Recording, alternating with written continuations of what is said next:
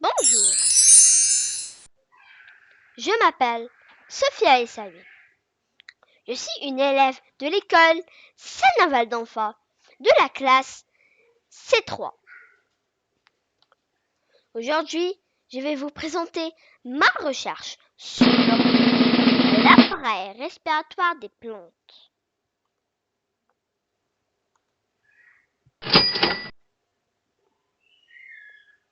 Voici le plan.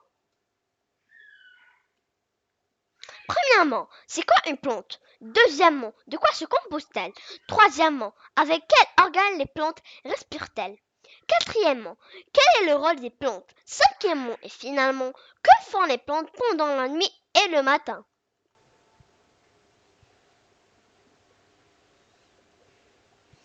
Premièrement, c'est quoi une plante? Comme vous le savez tous, la plante se compose d'une tige, d'une feuille, d'une graine, probablement une fleur ou un fruit, sans oublier les racines.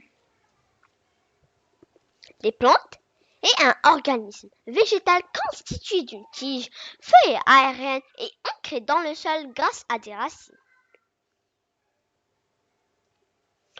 Deuxièmement, de quoi se compose-t-elle? 1. La tige.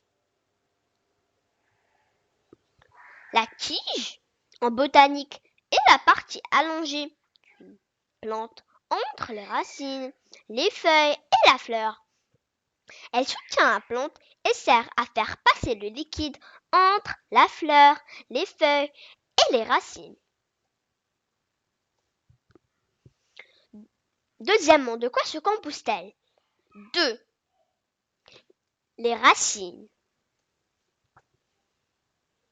Les racines sont dans une plante les organes qui sont dans le sol et qui captent l'eau, les sels minéraux et les nutriments nécessaires à la croissance de la plante. Les racines servent aussi à fixer la plante dans le sol.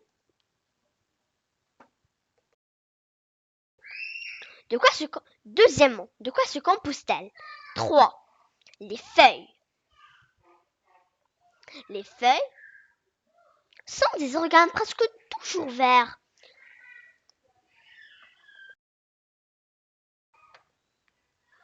Deuxièmement, de quoi se compose-t-elle?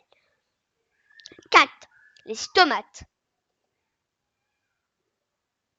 Les stomates sont de petits trous invisibles à l'œil nu. Sur la face inférieure des feuilles, au niveau de l'épiderme, ils permettent à la plante de recevoir du dioxyde de carbone et de rejeter de l'oxygène et de la vapeur d'eau. Troisièmement, avec quel organe les plantes respirent-elles? Les plantes respirent plus largement, assurant les échanges gazeux avec l'air ambiant. Grâce à des orifices situés à la face inférieure des feuilles, voire également à la face supérieure, appelée stomate. Quatrièmement, quel est le rôle des plantes? Les plantes sont à l'origine de l'oxygène que nous respirons.